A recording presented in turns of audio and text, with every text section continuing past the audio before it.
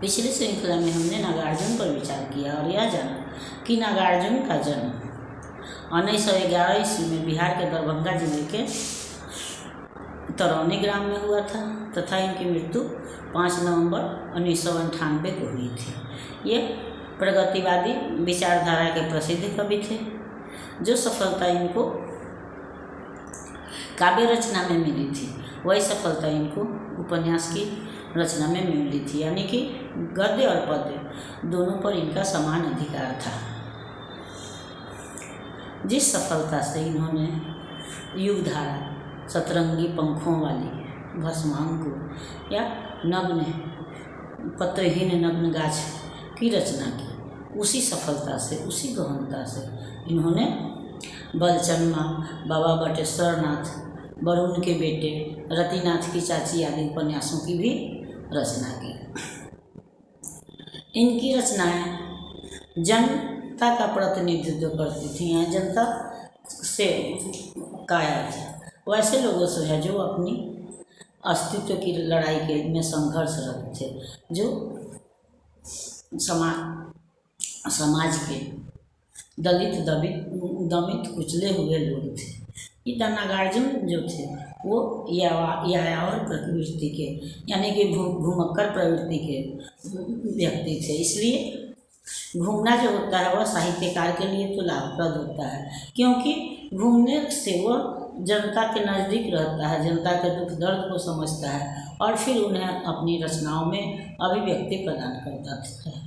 तो नागार्जुन भी उसी तरह के कवि थे। इन्होंने कल्पना की ऊंची उड़ान नहीं भरी, उत्कृष्टता के लिए शब्दजाल नहीं बनाया, बल्कि इन्होंने जनता के दुख दर्द को या प्रकृति को जिस रूप में देखा उसी रूप में हमारे समक्ष रख दिया। इनकी प्रस्तुत रचना बहुत दिनों के बाद इसका उत्कृष्ट उदाहरण है, जिसमें कवि जो है वह बहुत दिनों के बाद अपने गांव आने पर वहाँ जो अनुभव करता है, जो देखता है, उसको अपने शब्दों में उकेरता है, शब्दों में प्रस्तुत करता है। तो यह तो हम जान गए हैं कि ये नागार्जुन, जिनका के मूल नाम वैद्यनाथ मिश्र था, ये हजारी प्रसाद द्विवेदी की तरह घुमक्कर प्रवृत्ति के व्यक्ति थे और यह घुमक्करी उनके ज्ञान में का वर्धन ही करता था या इनको जनता के से जोड़ता था, समाज से जोड़ता था और इनको प्रकृति को नज़दीक से देखने का अवसर प्रदान करता था। और इनकी रचनाओं की उत्कृष्टता या लोकप्रिय होने का एक कारण यह भी है, ये कबीर की तरह समाज के दलित दमित लोगों को वाणी प्रदान करते हैं या फिर प्रकृति के नज़दीक रहकर उसका उत्कृष्ट वर्णन करते हैं। यहाँ पर इनकी प्रस्तुत रचना जो है बहुत दिनों के बाद इसका उत्कृष्ट उदाहरण है, जहाँ पर हम देख रहे हैं कि कवि जो है, ऐसे हम भी इसका अनुभव हर व्यक्ति को है कि जो बाहर दूर रहता है, जब वह अपने गांव में आता है, अपने घर में आता है, तो इसका एक अलग ही अनुभव होता है जिसको हम शब्दों में बयान नहीं कर सकते हैं। और ये जो अनुभव है यही हमको जीवन शक्ति प्रदान करते हैं। उसी को याद करके हम जब दूर भी रहते हैं तो अपने अंदर जो है वह ऊर्जा का संचार करते हैं। कभी भी बहुत दिनों के बाद अपने गांव आया हुआ है और उसको यह लगता है कि गांव आने पर जो अंदर से खुशी महसूस होती है, जो ऊर्जा मिलती है, उसको कभी अपने वर्णन शब्दों में प्रस्तुत करता है कि बहुत दिनों के बाद अब कि मैंने जी भर देखी पकी सुनहरी फसलों की मुस्कान। बहुत दिनों के बाद कवि जो है वह गांव में आया है और गांव में पकी हुई फसलें जब खेतों में लहराती हैं तो उनका एक अलग ही सौंदर्य होता है, एक अलग आकर्षण होता है, जिसको कि गांव के रहने वाले लोग ही देख सकते हैं या हम गांव में जाकर के ही उस खुशी का, उस सुख का अनुभव कर सकते हैं, जबकि चारों तरफ फसलें जो है वह पकी हुई फसलें लहलहा रही होती हैं। तो कभी बहुत दिनों के बाद गांव में आता है और यहाँ पर उसे बहुत दिनों के बाद यह पकी हुई फसलों की खूबसूरती है या लहलहाहट है जो सुगंध है वह उसको बहुत दिनों के बाद देखने को मिलती है। बहुत दिनों के बाद अब कि मैं जी भर सुन पाया, धान कूटती किशोरियों की कोकिल कंठी तान। बहुत दिनों के बाद वह गांव आया है, तो गांव में लहलहाते हुए गेहूं या धान के खेत, या फिर गांव में जो रहते हैं वो यह भी जानते हैं कि या तो धान रोपती हुई या धान कूटती हुई जो औरतें होती हैं वह गाना भी गाती हैं। तो समय को, श्रम को कम महसूस करने के लिए भी गाना गाते हुए काम करती हैं। तो वह उसी का चित्रण कवि करता है और वह कहता है कि बहुत दिनों के बाद हमने धान कूटती हुई किशोरियों का गायन सुना, उनका गाना सुना, और उसका एक अलग ही आनंद होता है। गांव का एक अलग आनंद होता है जिसका उन्होंने अनुभव किया। बहुत दिनों के बाद अब कि मैंने जी भर सुने, मौल श्री के ढेर ढेर से ताजे टटके फूल। बहुत दिनों के बाद ही उसको फिर मौलश्री के ताजे टटके फूल या फूलों के सुगंध या फूलों की खुशबू, ये सब हमको गांव में ही मिल सकते हैं। इसलिए वही कवि गांव के आकर्षण का वर्णन करता है या गांव के रूप का वर्णन करता है। वही बोलता है कि बहुत दिनों के बाद हमको गांव में क्या मिला, तो लहलहाती हुई फसलें देखने को मिली, धान कूटती हुई किशोरियाँ मिली, या लहलहाते हुए जो है वह मौलश्री के सुगंधित फूल मिले। दूसरे शब्दों में कह सकते हैं कि यहाँ कवि जो है गांव के सौंदर्य का भी वर्णन कर रहा है। बहुत दिनों के बाद मैं जी भर छू पाया अपनी गंवई पगडंडी की चंदन वर्णी धूल।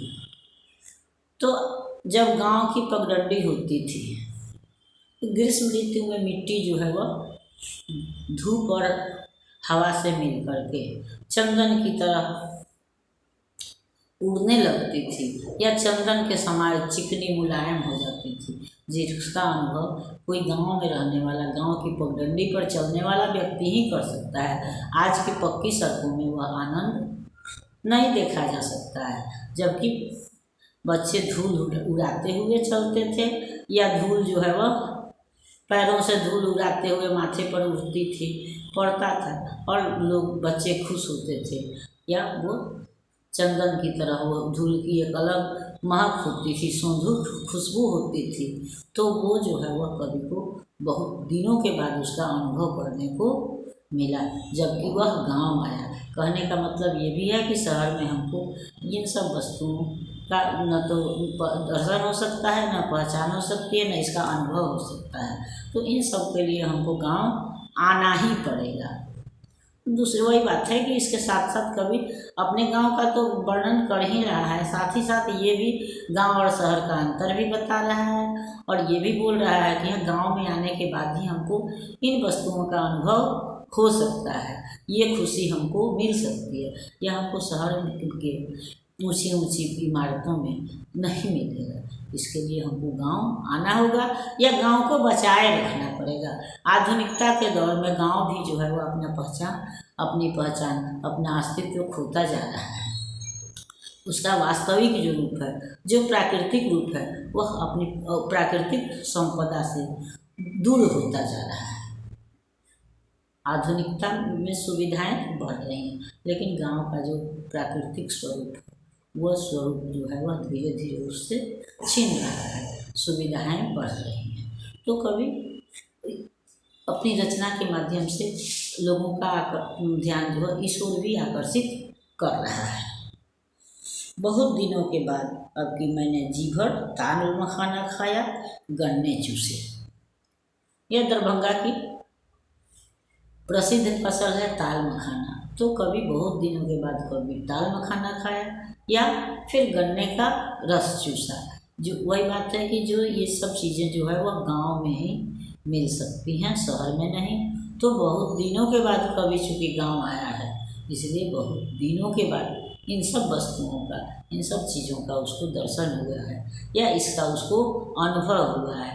और गांव आने पर जो आंतरिक खुशी मिलती है वो तो फिर या तो कोई कवि हृदय ही बता सकता है या फिर जो गांव आने वाले जो युवा हैं, जो बाहर रहते हैं और गांव आते हैं, तो उनको कैसा अनुभव होता है फिर वे ही बता सकते हैं।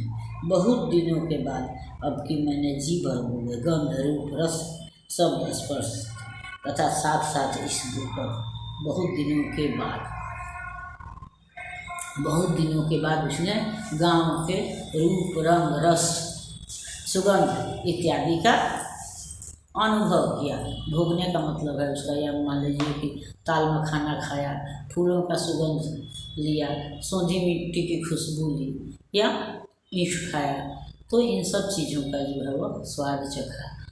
बहुत दिनों के बाद उसको जो है वह गांव में जो आके जो सुखानुभूति होती है वह अनुभव उसको हुआ।